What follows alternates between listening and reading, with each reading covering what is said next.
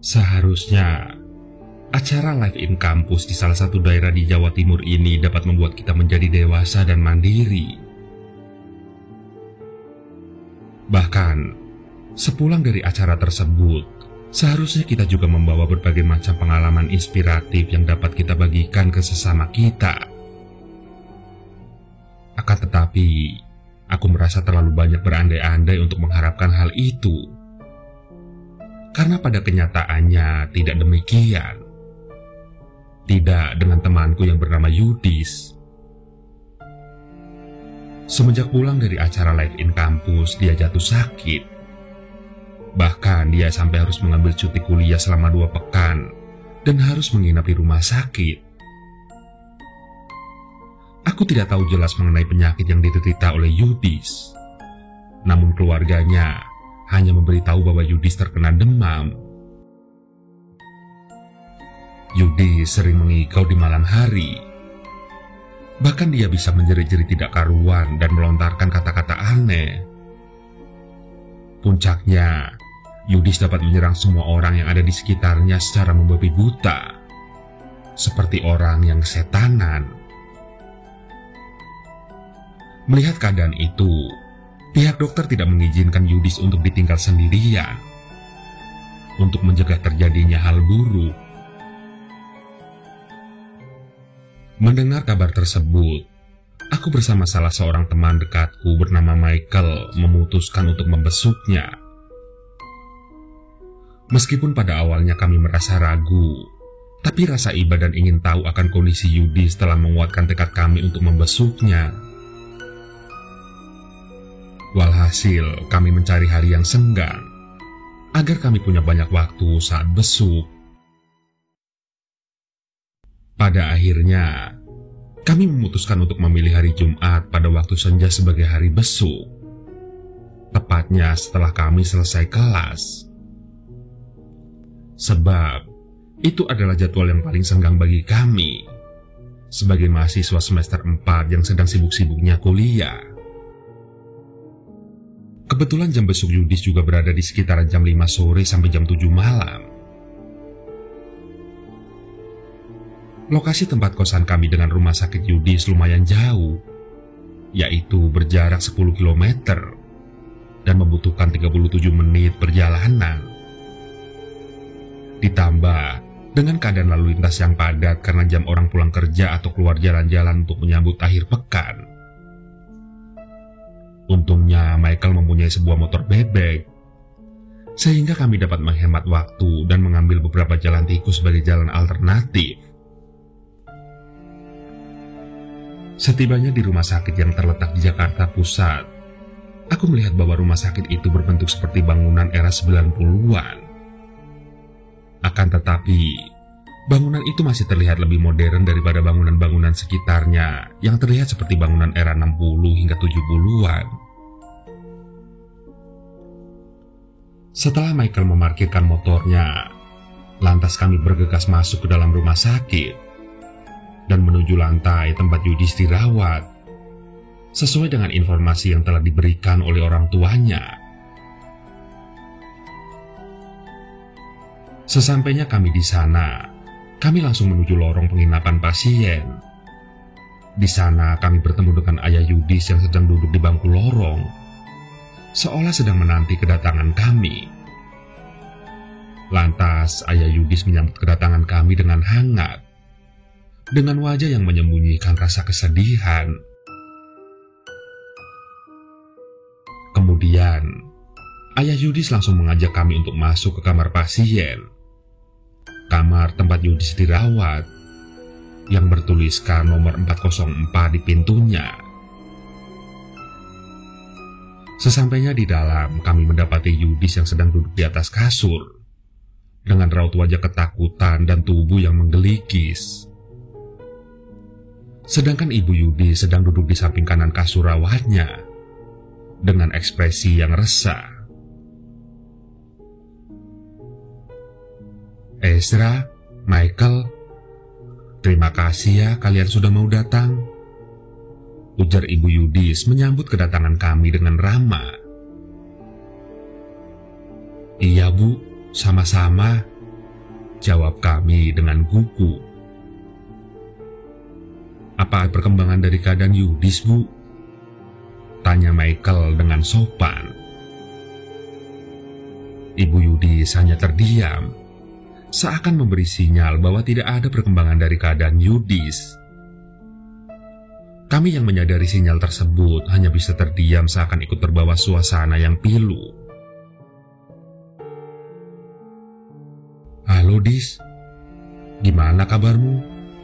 Sapaku. Yudis tidak menjawab sapaanku. Dengan gestur yang sama, Yudis hanya berbicara sendiri dengan nada rendah dan gelisah. Dia akan datang. Dia akan datang, ujar Yudis sembari mengulang-ulang kalimat tersebut tanpa henti. Aku dan Michael hanya bisa menatapnya dengan nanar. Sampai tiba-tiba Yudis menjerit histeris, sembari berkata, "Tidak, dia datang, dia datang." Ibu Yudis yang melihat keadaan putranya tersebut langsung bergegas menekan tombol bantuan, seolah-olah dia sudah mengetahui sesuatu yang buruk akan terjadi. Sedangkan Bapak Yudis bergegas berlari keluar kamar untuk meminta pertolongan. Michael yang penasaran dengan ucapan Yudis langsung bertanya, "Siapa yang datang, Dis?" Namun Yudis tidak menjawab. Dia berteriak, "Dia datang! Dia datang!" Lantas, Yudis menutup kedua telinganya dengan tangannya. Matanya mulai berair. Terlukis jelas di raut wajahnya sebuah rasa ketakutan yang teramat sangat. Seolah-olah Yudis sedang menghadapi sesuatu yang sangat mengerikan. Selang tidak lama kemudian, tubuh Yudis mendadak menggeliat dan bergetar keras. Lantas, semua orang yang ada di ruangan itu menjadi panik. Aku bersama Michael berusaha menenangkannya. Sedangkan ibu Yudis hanya menangis pasrah melihat keadaan putranya. Seperti sudah menyadari bahwa tidak ada cara untuk menenangkannya. Ketika aku memegang kedua lengan Yudis untuk menyadarkannya, seketika dia memelukku seperti anak kecil yang ketakutan. "Dia sudah datang," ujar Yudis dengan gemetar. "Dia siapa? Siapa yang datang?" tanyaku. Lantas Yudis berbisik ke telingaku, sedangkan Michael langsung memasang telinganya untuk ikut mendengarkannya. Aku tidak tahu siapa dia. Aku hanya tahu bahwa dia selalu datang ke kamarku di malam hari, memanggil-manggil namaku, bisik Yudis sambil memelukku dan menangis seperti anak kecil. Dia tinggi, berjubah hitam, dan sering membawa lentera hijau. Aku dan Michael terdiam seribu bahasa dengan ekspresi bingung dan penasaran. "Kenapa dia mendatangimu?" tanyaku. "Katanya dia ingin membawaku pergi," jawab Yudis. "Bawa pergi? Kemana?" balasku yang semakin kebingungan. "Aku tidak tahu." "Sejak kapan dia mendatangimu?" tanya Michael yang semakin penasaran. "Semenjak pulang dari live-in." Sontak, kami terdiam seribu bahasa. Kemudian Yudis menjelaskan bahwa sejak pulang dari live-in, dia sering sekali didatangi oleh sosok tersebut. Sosok itu berjenis kelamin pria dan tidak memiliki kepala. Dia selalu datang setiap malam hari dan memanggil-manggil nama Yudis dengan nada suara yang garau dari depan jendela kamar tidur, sembari membawa sebuah lentera berwarna hijau. Bahkan tidak jarang sosok tersebut menghasut Yudis untuk mengakhiri hidupnya. Mendengar cerita itu, Aku dan Michael hanya terdiam seribu bahasa dan bergidik ngeri. Tiba-tiba, Yudis langsung mengeluarkan ekspresi terkejut. Kedua matanya terbelalak dan mulutnya terbuka lebar seperti orang tercekik. Sembari mengarahkan jari telunjuknya ke arah jendela kamar rawat. "Itu dia," ujar Yudis dengan panik. "Dia ada di depan jendela." Lantas aku dan Michael menoleh ke arah jendela. Tapi kami tidak melihat apapun di sana. Akan tetapi kami bisa merasakan atmosfer yang menyeramkan sehingga membuat bulu kuduk kami berdiri. "Tidak ada siapa-siapa di jendela itu, Nak," ujar Ibu Yudis dengan raut wajah sedih dan panik. Aku bergegas melihat keluar jendela itu.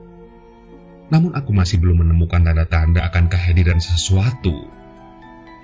Hanya ada langit malam yang gelap dan dihiasi oleh lampu-lampu gedung yang mengelilingi gedung rumah sakit, serta kebisingan lalu lintas yang mewarnai kehidupan panorama tersebut.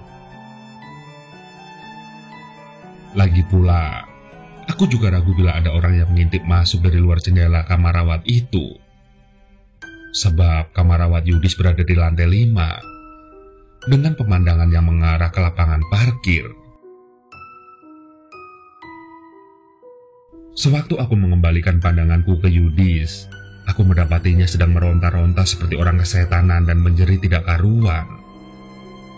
Kemudian, dia mulai mengambil barang yang dia temui dan melempar ke sekelilingnya dengan membabi buta. Beruntungnya ayah Yudis berhasil kembali bersama dokter dan beberapa perawat. Lantas mereka langsung mengikat Yudis yang sedang mengamuk seperti orang gila di kasurnya. Kemudian dokter itu langsung menyuntikkan obat tidur ke lengan Yudis. Keadaan yang kacau tersebut telah membuat para perawat meminta kami untuk meninggalkan kamar rawat Yudis dengan alasan keamanan. Lantas, ayah Yudis langsung mengantarkan kita keluar. Sedangkan ibu Yudis tetap tinggal bersama Yudis yang sedang terikat di kasur rawatnya. Peristiwa tersebut telah membuat kami menjadi terkesiap. Sebab perilaku tidak wajar Yudis sangatlah mengganggu dan menyeramkan. Selayaknya seekor orangutan yang terkena rabies. Ayah Yudis lalu meminta maaf atas kejadian tadi. Alhasil kami berjalan bersama ayah Yudis menuju pintu masuk utama, sembari berbincang-bincang. Ayah Yudis melemparkan banyak pertanyaan kepada kami mengenai kegiatan Yudis selama live-in. Akan tetapi, kami tidak dapat bercerita banyak mengenai aktivitas Yudis. Sebab, kami berada di dusun yang berbeda dengan dusun Yudis. Sehingga kami menjadi jarang bertemu dengannya selama live-in. Ayah Yudis hanya menghela nafas saat mendengar penjelasanku. Terlintas raut wajah kecewa karena tidak mendapatkan titik terang mengenai kegiatan Yudis selama live-in. Lantas, ayah Yudis hanya mengucapkan rasa terima kasih kepada kami dan pamit untuk kembali ke kamar rawat Yudis. Sewaktu melihat kepergian ayah Yudis, kami juga merasa sedih karena tidak dapat membantu banyak teman kami. Walhasil, kami memutuskan untuk kembali ke kosan dengan perasaan gundah. Setibanya di tempat parkir, seketika kami mendengar sebuah benda jatuh yang menghantam sebuah mobil. Karena suaranya sangat keras dan tidak jauh dari lokasi kami berada, lantas kami terkejut dan menoleh ke arah asal suara itu. Di sana kami mendapati seorang pasien yang baru saja melompat keluar dari jendela kamar rawat dan mendarat di atap mobil ambulans yang baru saja terparkir di depan pintu UGD hingga menjebol masuk ke dalamnya. Sontak saja peristiwa tersebut telah membunuh seorang pasien dan melukai 2 tenaga medis yang masih berada di dalam mobil ambulans itu. Sedangkan kondisi pasien yang mendarat di mobil ambulans tersebut berada dalam keadaan yang sangat mengerikan. Tubuhnya hancur dan kepalanya terputus. Darahnya mulai bersibaran kemana-mana, sehingga mewarnai tubuh mobil ambulans itu menjadi merah. Alhasil, semua orang yang menyaksikan peristiwa itu menjadi histeris. Para satpam dan tenaga medis langsung bergegas mengevakuasi para korban yang di dalam mobil ambulans tersebut. Di tengah keadaan yang ricuh tersebut, seketika terdengar secara samar-samar suara jerit seorang perempuan dari atas rumah sakit. Lebih tepatnya, dari salah satu jendela kamar rawat di atas gedung. Lantas, aku menoleh ke arah asal suara tersebut. Setelah aku berhasil menangkap sosok perempuan yang sedang menjerit itu, seketika dadaku terasa sesak. Perempuan itu adalah Ibu Yudis. Dia menjerit-jerit memanggil nama putranya dengan sangat histeris. Bahkan dia hendak ikut melompat keluar dari jendela. Akan tetapi berhasil dicegah oleh suaminya bersama dokter dan beberapa perawat. Menurut kesaksian pihak rumah sakit dan orang tua Yudis yang sedang berada di ruang rawat itu, mereka semua mengatakan bahwa Yudis yang baru saja disuntik obat tidur mendadak terbangun, memutuskan semua tali pengikatnya, dan langsung melompat ke arah jendela. Kejadian itu berlangsung cepat, dan semua orang yang ada di ruangan itu sedang lengah, karena mengira bahwa Yudis masih tertidur akibat obat yang telah disuntikannya.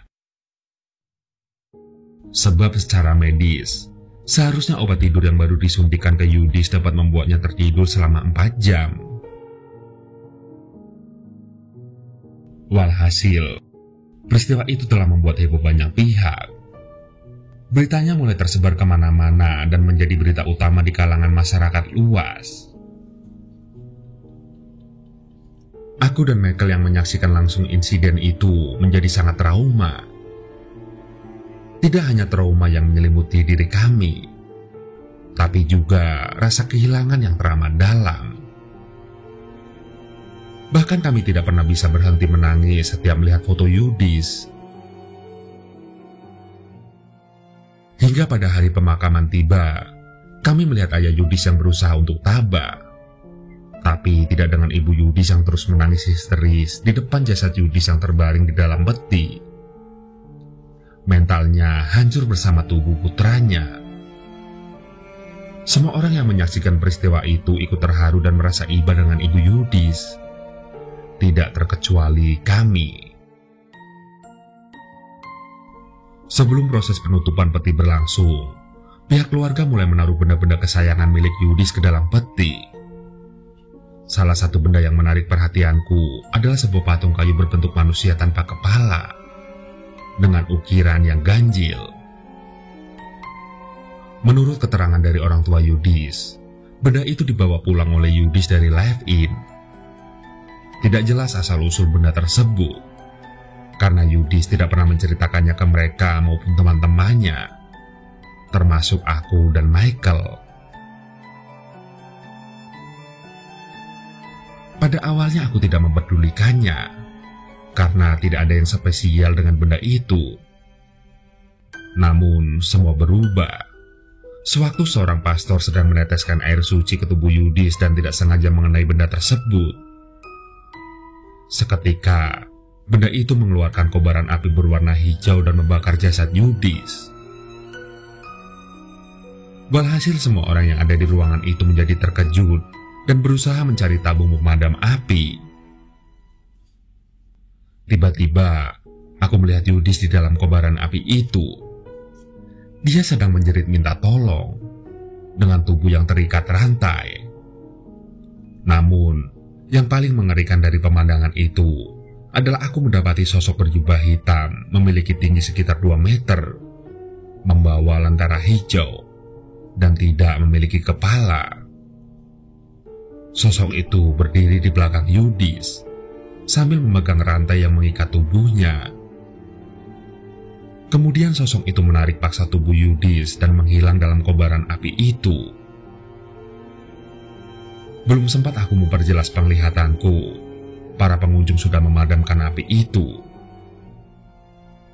Aku berusaha menanyai penglihatanku ke Michael, tapi dia tidak melihat apa-apa selain api berwarna hijau yang mendadak muncul dari dalam peti Yudis.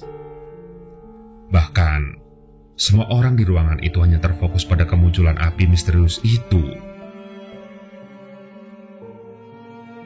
Walhasil, peristiwa ini membuatku menjadi syahwasangka yang diselimuti oleh perasaan ngeri.